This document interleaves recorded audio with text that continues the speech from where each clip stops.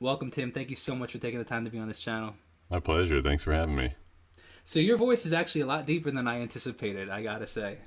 What were you anticipating? I was just anticipating a normal timbre voice, like a normal range of voice. You thought Um, all the subnotes was smoke and mirrors, huh?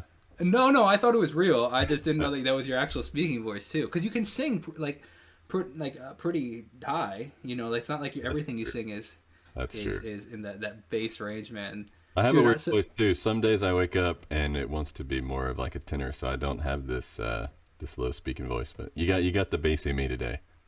yeah, how do you handle that? If you were to play live, I saw somewhere. I think you guys have done like 200 shows or something like that.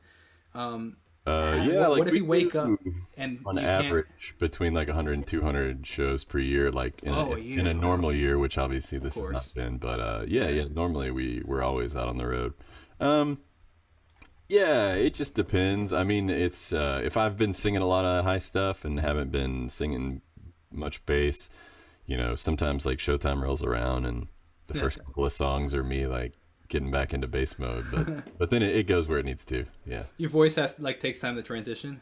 Yeah, like a little bit. I mean, it's uh I can always get by for sure. It's just like some of like the really like lower stuff. If we're doing like those notes that rattle the crowd, which people tend to like, Yeah, of I might need course. a couple of songs to like get back into real bass mode for that kind of So stuff. do you showcase your set list according to stuff like that? Knowing like I gotta warm up. I'm not sure you warm up beforehand, so A little bit. I find that I'm actually warm by showtime just from like talking throughout the day.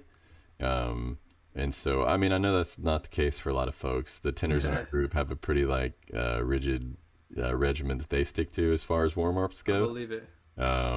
But yeah, the basses and baritones, like we're kind of just where we need to be by showtime usually. Yeah, that's cool, man. It's so fascinating. That's the beauty of like the human voice and just humanity in general. Everybody's so different. Everybody has these unbelievable talents. Now, if So we're I love. doing like a early morning press appearance or something, like Oh those yeah, news, yeah. the national news appearances are always at some ungodly non-musician hour. Nope, And if that's the case, if I'm singing anything other than bass, I definitely have to warm up for that. for sure.